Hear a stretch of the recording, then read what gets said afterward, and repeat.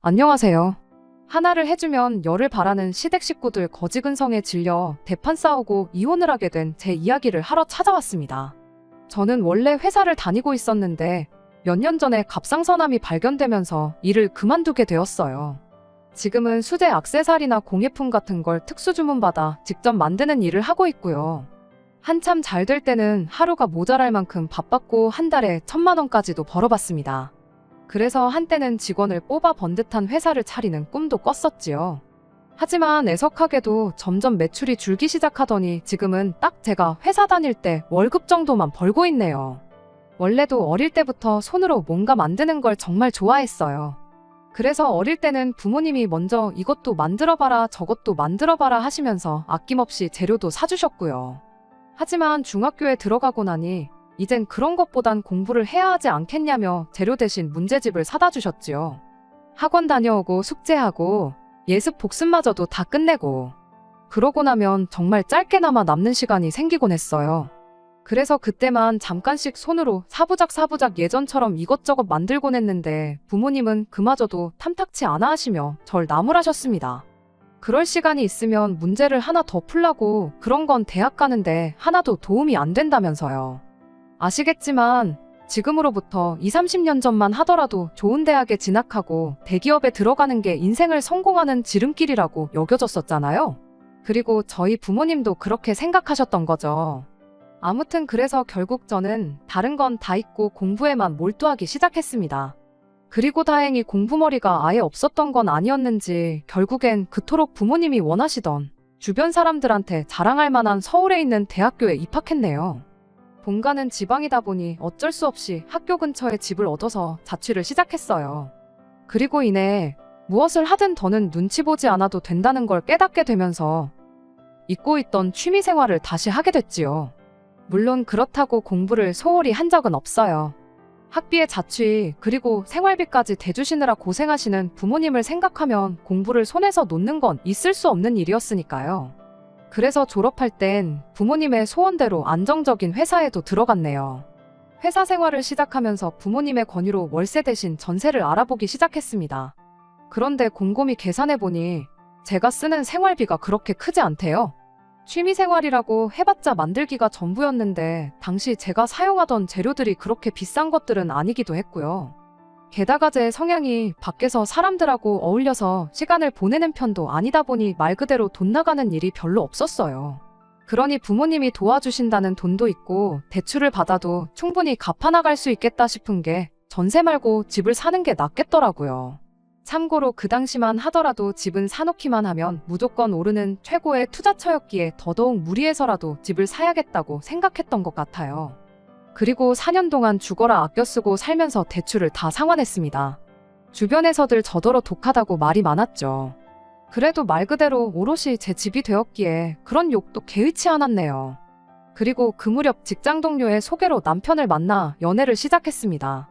남편은 저와 마찬가지로 회사원이었지만 월급이 많이 적었어요. 본인은 불만이 없다고 했지만 결혼 이야기가 나오면서 그나마 모아둔 돈도 많지 않다는 걸 알았을 땐 꽤 당황스러웠지요. 그래서 저희 부모님께선 저보다 많이 부족한 사람이라며 탐탁치 않아 하시기도 하셨습니다. 하지만 그땐 저나 남편 둘 다 서로가 아니면 안 된다는 생각이었기에 결국 부부의 연을 맺었네요. 그리고 지금 생각해보면 어떻게 들릴지 모르겠지만 제가 대출 없이 집을 가지고 있다 보니 마음에 여유가 있었나 싶기도 해요. 이미 집에 가정가구도 제가 쓰던 거긴 해도 다 갖춰져 있었으니 우리 결혼에 돈이 그렇게 중요한가 싶었던 거죠. 아무튼 그림 자체가 남편이 제가 사는 집에 들어오는 거였다 보니 당연한 얘기지만 집 명의는 그대로 뒀습니다. 다만 나중에 저희가 돈을 모아 더 큰 집으로 이사를 하게 되면 그땐 공동 명의를 하기로 했죠. 월급은 각자 관리, 생활비만 각출하기로 했고요. 솔직히 처음엔 어차피 이사 갈 때 공동 명의로 할 거면 재산이 하나로 묶인다는 얘긴데 왜 월급은 따로 관리해야 하나 의문이었어요. 어떻게 보면 각자 관리하는 건 저한테 좋은 거지 남편한텐 좋을 게 없었으니까 그런 제안을 남편이 먼저 한 것도 이해가 잘 안 되었고요. 하지만 나중에서야 이게 어머님의 생각이었단 걸 알게 되었어요.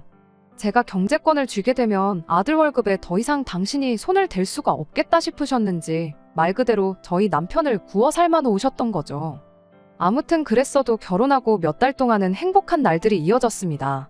그런데 건강검진을 받다가 제가 갑상선암이라는 걸 알게 되었고 그때부터 제 인생은 송두리째 달라졌네요. 사실 처음엔 일찍 발견했고 다른 암도 아니고 완치율이 높기로 알려진 갑상선암이었으니 크게 걱정하지 않았어요. 병원에서도 심각하게 생각하지 말라고 했거든요. 그런데 문제는 생각지도 못한 곳에서 생겼습니다. 바로 회사였지요. 제가 병가를 신청하니 회사에서 저를 불성실하고 책임감이 없는 직원으로 몰고 갔어요. 마치 제가 거짓말을 하는 것처럼 소문을 내기도 했죠. 그래서 병원에서 발급해준 온갖 서류들부터 시작해 노무사의 도움까지 받았지만 그럴수록 회사는 더 심한 압박을 해왔습니다. 영어만 하는 저에게 중국 고객을 맡기고는 거래가 성사되지 못하자 무능하다는 프레임을 씌우는 식으로요. 그리고 그런 일을 겪으면서 치료까지 병행하려니 이도저도 안 되더군요. 회사에 대한 믿음도 사라졌지요. 그래서 결국 퇴사했습니다. 그리고 제가 회사를 관둔 건 좀 더 시간이 흐른 후에서야 시댁에 알렸네요. 평소에도 저를 못마땅해 하시는 어머님이셨기에 미리부터 알려봤자 좋을 게 뭐가 있겠나 싶었으니까요. 그리고 아니나 다를까 어머님은 어디서 생기담한 게 며느리로 들어왔다며 악담을 퍼부으셨습니다. 그리고는 가족 중에 암 환자가 있었던 거 아니냐며 사기 결혼이라고 그냥은 못 넘어가신다고요. 웬만하면 저도 가만히 있었을 텐데 듣다 보니 어찌나 어이가 없던지요. 그래서 결국 어머님한테 한마디 했어요. 동네 똥개가 아파서 알아누워도 그렇게는 말 안 하겠다고 어떻게 며느리한테 괜찮냐는 말은 고사하고 그런 폭언을 하시냐 했죠. 그랬더니 어머님, 저더러 말대꾸하는 거 보니 아프다는 것도 다 거짓말 아니냐며 당신 쓰러진다고 쇼를 하시대요. 그리고 뭐 솔직히 그 쇼 아버님 남편 저 누구 하나 처음 보는 사람이 없었거든요. 그러니까 남편도 어머님 떨어 그만하시라고 하고 저한테도 죄송하다 말씀드리라 하고 그래서 결국 몇 주 지나 풀긴 풀었어요. 중간에서 이도저도 못하는 남편이 불쌍해서 그래 내가 어른이 겨먹어서 뭐하냐는 생각으로 죄송하다 했습니다. 속상해서 하신 말씀일 텐데 저도 몸이 아프다 보니 예민하게 받아들였다고 죄송하다고요. 그런데 보통은 이러면 아니다 나도 너한테 말을 그렇게 하지 말았어야 했는데 미안하다. 뭐 이렇게 대답하는 게 정상이잖아요. 전 정말이지 어머님도 생각이 있으시면 당신이 하셨던 말을 한번 곱씹어보고 저한테 사과는 못하시더라도 스스로 미안하고 민망한 마음은 가지실 줄 알았어요. 그런데 오히려 이후로 더 기고만장해지셨습니다. 원래는 저희 집이 멀다고 자주 오가지도 않으시던 분인데 이후론 툭하면 신우까지 데려와서는 상전 대접을 받으려고 하셨거든요. 지나가다가 점심 먹으러 들렀으니 밥 좀 차려와라 그런 식으로요. 어찌나 유치하던지. 그래서 한 번은 제가 연락도 없이 오셔선 이러시는 거 불편하다니까. 너 내 아들이 번 돈으로 먹고 사는데 그럼 내가 너한테 이 정도는 할 수 있는 거 아니냐대요. 기가 막혀서.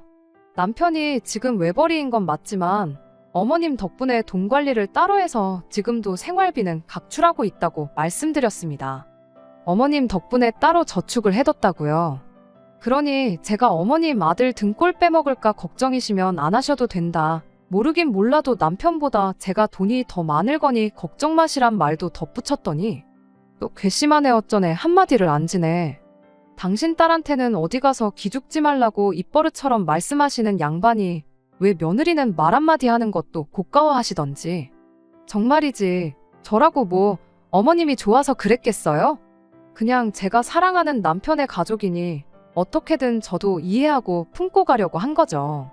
그런데 도대체 뭐가 문제인지 어머님이나 그 무렵엔 신우까지 한술 더 떠서는 저를 품어주긴커녕 끌어내리지 못해 혈안이 되어 있더라고요. 그리고 결정적인 일이 있던 건 저희 집이 방 2개 딸린 20평대 아파트예요. 그중 방 1개는 제가 결혼 전부터 취미생활을 하는 나름의 작업실로 쓰고 있었고요. 그런데 결혼하면서 남편이 저희 집으로 들어왔잖아요. 그러니까 남편이 제 작업실을 드레스룸으로 바꾸면 어떻겠냐대요. 안방을 좀 넓게 쓰자면서요. 그리고 처음엔 혹해서 그럴까 싶기도 했는데 또 생각해보니까 그래도 왠지 내키지가 않았죠. 그래서 거절했었는데 지금 생각해보면 안 없애길 정말 잘했다 싶어요. 제가 회사를 나온 이후로 그만큼 집에 혼자 있는 시간이 많아졌고 그러면서 그 작업실에서 보내는 시간이 길어졌거든요. 그런데 하루는 신우가 그 작업실을 보면서 시비를 걸었습니다. 들어가도 된다고 말도 안 했는데 멋대로 들어가서는 이것저것 제가 만들어 놓은 것들을 들었다 놓다 하더니 감각이 있네 없네 색이 구리네 어쩌네. 그리고는 더 예쁘고 잘 만든 것들도 10,000원도 안 한다며 쓸데없는데 시간 쓰지 말고 그럴 시간에 나가서 돈 벌 생각을 하라나요? 그런데 그때 아 이런 걸 팔 수도 있구나 하는 생각이 머리를 스쳤습니다. 신우는 어떻게든 저를 깎아내리려고 건 시비였겠지만 저한테는 어떤 의미로 영감을 준 거죠. 그때까지만 해도 그저 취미생활이었는데 이게 어쩌면 정말 내 일이 될 수도 있겠다 하는 영감이요. 그리고 그때부터 밤새도록 온라인 스토어를 열고 지난 몇 년 동안 만든 것들을 하나하나 사진 찍어 올리기 시작했습니다. 조금 번거롭긴 했지만 따로 할 일이 있던 것도 아니었고 어쩌면 이게 제 일이 될지도 모른다는 생각에 지루하고 힘든지도 모르겠더라고요. 하지만 훈하고 한 달이 넘어갈 때까지 아무 반응도 없으니 그땐 솔직히 좀 마음이 조급해졌던 것도 사실이에요. 그래서 취직 준비를 병행하기 시작했어요. 그리고 결국 6개월 만에 운명 같은 첫 손님을 만나게 되었습니다. 제 작품들을 전부 다 살펴봤는데 제가 만드는 스타일이 너무 마음에 든다면서 혹시 주문 제작도 해주냐대요.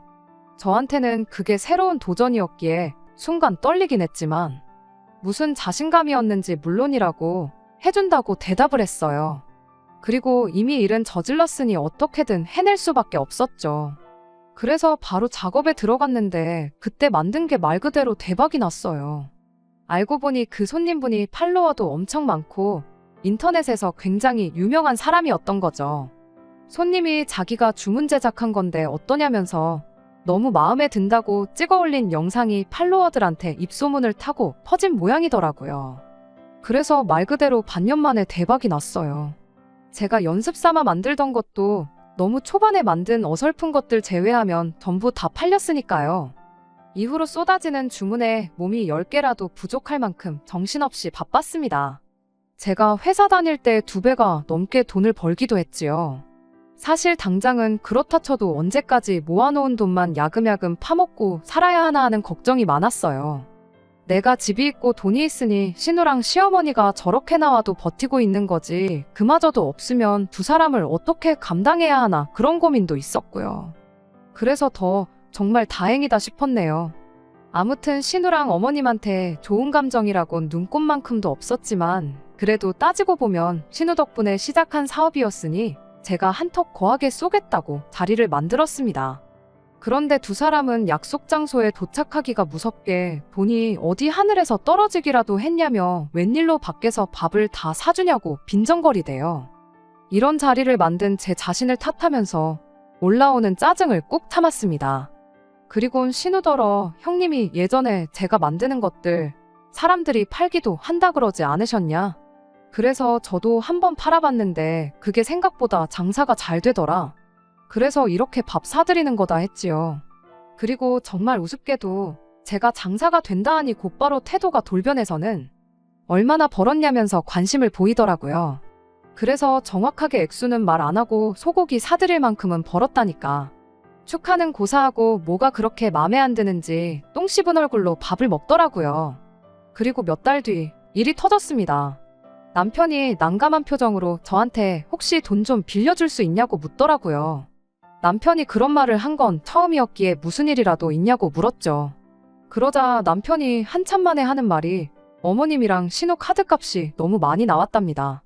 그러면서 카드값 갚자고 대출을 받을 순 없는 거 아니냐며 자기한테 도와달라고 했는데 자기도 돈이 없어서 그런다나요?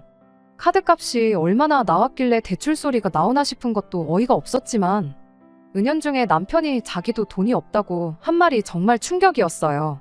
정말이지 망치로 뒤통수를 한 대 쿵하고 얻어맞은 기분이었달까요. 결혼할 때 남편이 모아놨다는 돈을 다 쓰지도 않았어요. 거의 맨몸으로 장가만 오다시피 했으니 그 돈은 남편더러 이사갈 때 보태게 잘 가지고 있으라고 했거든요. 그리고 또 저희가 생활비를 제외하곤 따로 관리하기로 했었으니 그렇게 모여진 돈도 얼마가 됐든 있어야 말이 되는 거였고요.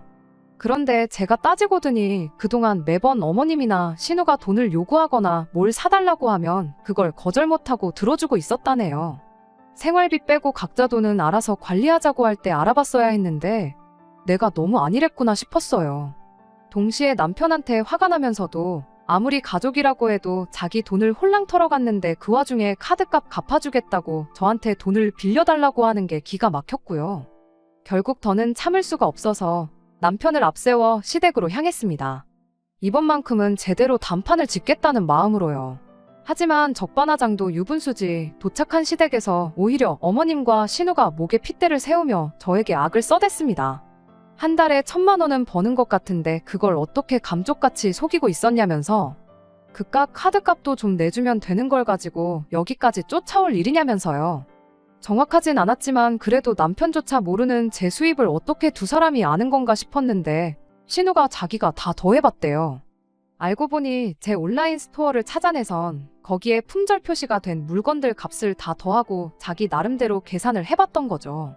올라간 물건이 좋기 700개는 되었는데 그걸 하나하나씩 다 더했다니 그 집념이 사이코 수준이다 싶대요. 아무튼 카드값은 당연히 못 내준다. 그리고 말 나온 김에 그동안 뺏어간 내 남편 돈이나 내놓으라고 했습니다. 그랬더니 가족끼리 돈 가지고 이럴 수가 있냐며 나오지도 않는 눈물을 두 모녀가 쥐어짜내는데 정말 가관이더라고요. 그래서 이대로 가봐야 언성만 더 높아지고 저만 더 추해질 것 같아서 그냥 집에 돌아가기로 했습니다. 대신 남편 경제권도 이제 제가 가지고 오기로 했고 2번 다시 시댁엔 1,000원짜리 한 장 주지 않기로 못을 박았죠. 그러고선 남편 다시 데리고 밖으로 나가려다 우연히 신우 방을 보게 됐는데 순간 깜짝 놀랐습니다. 커튼 하나까지 제 작업실하고 너무나 유사했거든요. 아마 신우 딴에는 저도 하는데 자기라고 왜 못하겠나 싶었나 봐요. 평소에 저를 어지간히 무시했으니 제가 하는 일도 무시했던 거겠죠. 하지만 아무리 그래도 그렇지 제가 이만큼 되기까지 쏟아부은 시간이 얼마인데 그걸 하루아침에 따라잡을 수 있다고 생각했던 걸까요? 하지만 신우는 이때다 싶었는지 저 때문에 자기까지 이 일에 손을 댄 거라고. 이거 하느라 들어간 돈이라도 물어내라는데 그냥 갖가지 말도 안 되는 이유를 들이대며 제 돈을 뺏어갈 궁리만 하는구나 싶대요. 그래서 제발 작작 좀 하라고 부끄러운 줄 알라고 소리치고는 뒤도 안 돌아보고 남편만 데리고 나왔어요. 악하고 거지근성만 남은 모녀의 품에서 내 남편이라도 구해왔으니 이제껏 날린 돈은 그냥 없던 돈이라 치고 이제부터라도 우리 둘이 잘 먹고 잘 살면 된다고 생각했거든요. 그런데 집에 도착한 이후로 내내 남편 표정이 영 좋지가 않대요. 그리고 저는 처음엔 그래 자기 와이프랑 가족이랑 싸웠으니 자기도 마음이 안 좋겠지 싶어서 내버려뒀어요.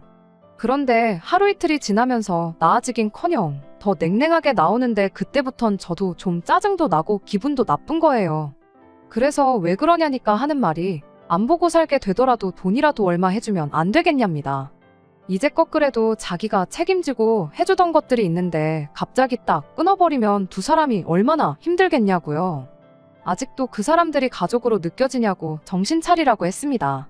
그 모녀한테 당신은 그냥 돈 나오는 ATM에 불과하다고 정신 차리라고 했지요. 그랬더니 남편이 한다는 소리가 내 부모 형제에 대해서 그렇게 말하지 말랍니다. 그리고는 저한테 너는 뭐 다르냐면서 너도 나를 가족으로 생각하지 않는 거 아니냐고 따지대요. 신우나 시어머니에 대해서 그렇게 말한 건 그렇다 쳐도 가족으로 생각하지 않는다는 말은 무슨 말이냐고 물었어요. 그랬더니 남편이 어이없게도 공동명의 이야기를 꺼냈습니다.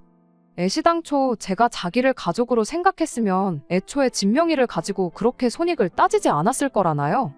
그러면서 자기는 룸메이트에 불과하다면서 그리곤 회사 다닐 때보다 돈도 더 잘 버는 모양인데 이제껏 자기한테 왜 비밀로 했냐더니 그것도 너무 서운하다고 나중엔 소리를 지르는데 그때 딱 내 남편만이라도 지켜야겠다는 마음은 온데간데 없이 사라지고 오만정이 뚝 떨어졌어요. 피는 못 속인다는 말이 딱이었지요. 한편으로는 얼마나 시어머니한테 가스라이팅을 당했길래 이걸 이렇게 생각하나 싶기도 했지만 이미 생각이 저런 사람하고 결혼 생활을 이어나가 봐야 제 인생에 스트레스만 늘어나지 아무런 도움이 되지 않겠구나 싶어서 이혼하자 했습니다. 룸메이트랑 다름없다고 이야기했는데 룸메이트는 적어도 월세는 내고 산다고. 너는 맨몸으로 들어와서 이제껏 네 밥값밖에 더 냈냐고요. 그리고는 여태까지 내 집에 얹혀 살았던 거 하루하루 다 계산해서 당신 앞으로 청구할 테니 그렇게 알라하며 당장 짐 빼서 사랑하는 가족들 품으로 꺼져달라고 했습니다. 그리고 남편도 그제서야 제가 그냥 하는 소리가 아니라는 걸 깨달았는지 난데없이 제 다리를 붙잡고 자기가 잘못했다고 꺽꺽 소리를 내며 우는데 아무리 사랑했던 남편이라도 그 눈물에 진심이 보이지 않고 가짜처럼 보일 뿐이었어요. 그리고 정확히 반년 뒤에 저희는 이혼했습니다.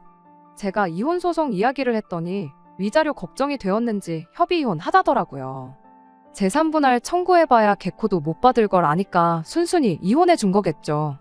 조건 같은 거 하나도 안 보고 결혼하는 건 아무 문제가 아니었는데 적어도 남편의 가족들이 어떤 사람들이었는지는 봤어야 했던 것 같아요. 그것도 생각 못하고 결혼한 제 잘못이 크네요. 그리고 이건 여담이지만 신우가 저를 따라 시작한 사업이 망하기 직전인 것 같아요. 종종 신우 온라인 스토어를 확인하고 있는데 그래도 본인 딴에는 하긴 하나 보더라고요. 다만 문제는 그나마 올라온 후기들이 퀄리티가 아주 허접쓰레기 같다고 사진빨에 속지 말라는 혹평들 뿐이래요. 능력은 없으면서 똥자 존심만 높은 신우이가 그 혹평을 얼마나 받아들일 수 있을지 참으로 궁금합니다. 솔직히 한때는 내 가족이라 생각했던 사람들이지만 지금 생각으로는 당장 내일이라도 온 식구가 쫄딱 망해서 길바닥에 나앉아버렸으면 좋겠어요. 누군가는 제 심보가 고약하다 할지도 모르겠지만 제가 힘들었던 것만큼 그 이상 몇 배로 그 사람들도 고생했으면 좋겠네요. 끝까지 들어주셔서 감사합니다. 오늘의 사연은 여기까지입니다. 구독과 좋아요, 알람 설정 부탁드리고 더 좋은 사연으로 다시 찾아뵙겠습니다. 감사합니다.